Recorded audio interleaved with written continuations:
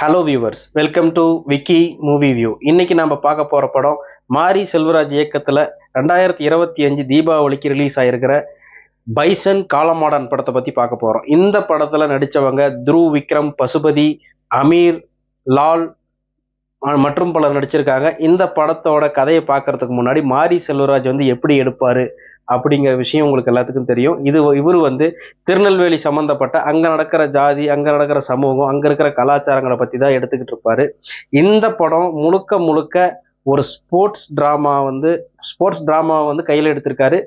இந்த படத்துல வெற்றி அடைஞ்சாரா இல்லையா அப்படின்னு பாத்தீங்கன்னா கண்டிப்பா நிச்சயமா வெற்றி அடைஞ்சிருக்காரு. அந்த அளவுக்கு தன்னோட பாணியிலேயே இந்த படத்தோட கதையை ஆடியன்ஸ் கிட்ட கொண்டு போய் சேர்த்திருக்காரு. இதுல மெயினா ஒரு விஷயம் சொல்லணும்னா துருவ் விக்ரம் பத்தி நம்ம சொல்லியே ஆகணும். ஏன்னா அவரு விக்ரமோட பையன் எல்லாத்துக்கும் தெரியும். அவர் இதுக்கு முன்னாடி நடிச்ச படங்கள் சரியா போகல. பட் இந்த படத்துக்கு ஏதோ ஒன்று நம்ம கம்பேக் கொடுத்தாகணும் அப்படின்னு நினைச்சுக்கிட்டு அவரு இந்த படத்துக்கு முழுக்க முழுக்க எஃபோர்ட் போட்டு ஒரு 4 வருஷம் அயராது உழைச்சி ஒரு முழுமையான கபடி வீரனாவே உருவெடுத்து நிக்கிறாருன்னு தான் சொல்லணும். பசுபதி எப்படி நடிப்பாருன்னு உங்களுக்கே தெரியும். அவரோட நடிப்புக்கு இந்த படம் நல்ல தீனி போட்டிருக்கு. கண்டிப்பா அவரோட நடிப்புக்கு இந்த படத்துக்காக நேஷனல் அவார்டு கிடைக்கிறதுக்கான வாய்ப்புகள் நிறையவே இருக்கு. அந்த அளவுக்கு தன்னோட நடிப்பை ஸ்கோர் பண்ணியிருக்காருன்னு தான் சொல்லணும்.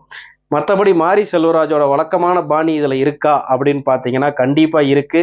2 சமூகங்களுக்கு நடக்கக்கூடிய ஒரு பிரச்சனைகள், 2 ஜாதி தலைவர்கள் அவங்க என்னென்ன பண்றாங்க.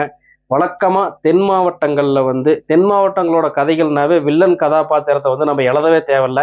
நம்ம ஊர்ல ஒரு மெட்ராஸ் போன்ற சிட்டியில வில்லன் உருவாகிறான் அப்படின்னா ஒரு பெரிய பேக்ரவுண்ட் இருக்கும். அதுக்கு உண்டான காரண காரியங்கள் நிறைய இருக்கும்.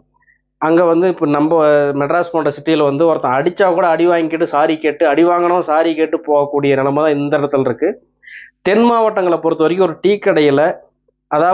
டீ கடையில் நின்று ஒருத்தனை குறுகுறுன்னு ஒரு நிமிஷம் பார்த்தீங்கன்னாவே அங்க ஒரு மிகப்பெரிய கலவரமாகறதுக்கு உண்டான வாய்ப்புகள் இன்னமும் இருக்கு. அப்படிங்கிறதுனால இந்த படத்துக்கு வில்லன் கதாபாத்திரத்தோட டெப்த் தேவையில்லைன்னு மாரி செல்வராஜ் நினைச்சிருக்காரு. ஆனா தென் மாவட்டங்களை பத்தி தெரிஞ்சவங்களுக்கு இந்த கதை ஈஸியா அப்சர்வ் பண்ணிக்க முடியும். மற்றபடி மேலோட்டமா பார்க்குறவங்களுக்கு இந்த வில்லன் கதாபாத்திரங்கள்லாம் ஒட்டாதுன்னு தான் நான் சொல்லுவேன். ஏன்னா ஆடு ஒண்ணுக்கு போனதுக்காகலாம் ஒரு சண்டை வருது. இந்த சண்டையினால ஹீரோ தாக்கப்படுறாரு, ஹீரோ கையை உடைக்கப்படுறாரு. அப்படிங்கும்போது அது தென் மாவட்டங்கள்ல இருக்கிறவங்களுக்கு தான் தெரியும். இது ஒரு சின்ன சின்ன பிரச்சனைகளுக்கெல்லாம் அங்கே அருவா தூக்குவாங்கன்னு எல்லாத்துக்கும் தெரியும். ஆனால் இது இன்னுமே இருக்கு அப்படிங்கிற மாதிரி தான் அங்கே போயிட்டு இருக்கு. மற்றபடி இந்த கதையை மாரி செல்வராஜ் எடுத்த விதம், அதாவது இதோட திரைக்கதை எல்லாமே நல்லா தான் இருக்கு. திரைக்கதையில ஒரே ஒரு ப்ராப்ளம் என்னன்னா படத்தோட ஆரம்பத்திலேயே கிளைமேக்ஸ் சீனை வச்சதுதான் நான் சொல்லுவேன்.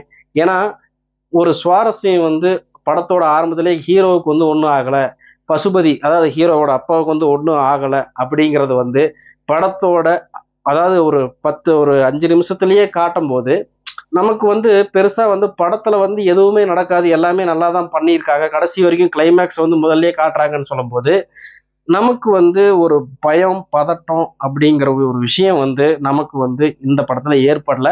மற்றபடி இந்த படத்தோட ஒரு 5 நிமிஷம் சீனை கட் பண்ணிட்டா படம் பயங்கரமா இருந்திருக்கும். அந்த திரைக்கதையில அந்த ஃபர்ஸ்ட் அந்த ஜப்பான்ல நடக்கக்கூடிய ஒரு விஷயங்களை முதல்லயே காட்டினது மிகப்பெரிய ஒரு மைனஸ் பாயிண்டா போயிருச்சு.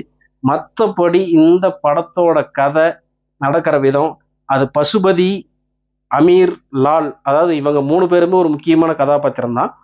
அந்த அமீர், லால் இருக்காங்க பாத்தீங்களா, இவங்க 2 ஜாதி தலைவராக காட்டுவாங்க. அந்த 2 பேரையுமே இவர் மாரி செல்வராஜ் பேலன்ஸ் பண்ணியிருக்காரு. இவங்க 2 பேருமே வில்லன்களே கிடையாது. அதாவது எல்லா ஒரு விஷயத்திலையுமே ஹீரோவுக்கு ஒரு நன்மையா தான் இருப்பாங்க. இவங்களாலதான் அதாவது லால்னால அடுத்த கட்டத்துக்கு ஹீரோ கபடி மேட்ச்ல மேல போறதுக்கு உறுதுணையா இருக்கார் லால். இன்னொரு அமீர் பாத்தீங்கன்னா தன்னோட காதலித்த ஒரு பொண்ணையே கை பிடிக்கிறதுக்கு அமீர் உதவுறாரு. அதனால இவங்க 2 பேருமே வில்லன்கள் கிடையாது, 2 பேருமே நல்லவங்க தான். ஆனா இந்த சமூகத்தினால நடக்கக்கூடிய ஒரு அநியாயங்களை தட்டி கேட்கறதுனால அந்த இடத்துல அவங்க கத்தியை தூக்க வேண்டியதாயிருது. அதை கத்தியை தூக்கினவங்க கத்தியை தூக்கினவனுக்கு கத்தியாலேயே சாவு அப்படிங்கிறது உங்களுக்கு எல்லாத்துக்குமே தெரியும். அதுவே தான் இந்த படத்துலையும் இவங்க 2 பேர்த்துக்கும் நேருது. கடைசியா இவங்க 2 பேருமே இறக்குறாங்க. கடைசியா அந்த துருவ் விக்ரம் அவர் வந்து கடைசி வரைக்கும் எப்படி வந்து இந்தியா ஃபைனலுக்கு போய் ஜப்பான் வரைக்கும் போய் வின் பண்ணுறாரு அப்படிங்கிறது தான் கதை. படத்தோட கதை வந்து பார்த்தீங்கன்னா சூப்பரான ஒரு கதை. இவர் வந்து மாரி செல்வராஜ் வந்து ஸ்போர்ட்ஸ் ட்ராமாவே எடுத்திருக்காரு. ஸ்போர்ட்ஸ் ட்ராமானாவே ஒரு பரபரப்பாகவும் ஒரு இதாகவும் இருக்கும். ஆனால் மாரி செல்வராஜோட பாணியில் இந்த படத்தை வந்து எடுத்த விதம், இது வந்து மக்கள் வந்து கன்வே பண்ண விதம், இது எல்லாமே வந்து ஒரு ரசிக்கும்படியாக இருக்குது. படத்தோட லென்த்தை வந்து கொஞ்சம் கட் பண்ணியிருக்கலாமோ அப்படின்னு தோணுது. தேவையில்லாத விஷயத்துக்கெல்லாம் சண்டை போடுறது, இது வந்து தென் மாவட்டங்களில் இருக்கிறவங்க ரசிப்பாங்களே ஒழிய, மற்றபடி நம்ம வேர்ல்டு ஆடியன்ஸ் வந்து பெருசாக இது வந்து என்னடா பொழுதுனிக்குமே அடிச்சுக்கிட்டே இருக்கிறாங்க, சண்டை போட்டுக்கிட்டே இருக்கிறாங்கங்கிற ஒரு விஷயம் வந்து பார்க்க, அது வந்து கொஞ்சம் கட் பண்ணியிருக்கலாம் அந்த சண்டை காட்சிகளை. மற்றபடி படம் வந்து ஒரு பக்காவான படம். அனுபமா பரமேஸ்வரனோட கேரக்டர் வந்து அது வந்து ஒரு தேவையில்லையோ அப்படிங்கிற மாதிரி ஒரு சீன் வந்து கிரியேட் ஆகுது. மற்றபடி படம் வந்து ஒரு சூப்பரான ஒரு படம் தான். தீபாவளி ரேஸில் இந்த படம் வந்து எல்லாத்தையும் முந்துன்னு நினைக்கிறேன். அந்த அளவுக்கு ஒரு சூப்பரான ஒரு தரமான படைப்பு தான் மாரி செல்வராஜோட படைப்பு. மாமன்னனை விட இந்த படம் நல்லாவே எடுத்திருக்காருன்னு தான் நம்ம சொல்லணும். இது வந்து அவருக்கு வந்து மாரி செல்வராஜுக்கு வந்து ஒரு பாராட்டுக்கள்.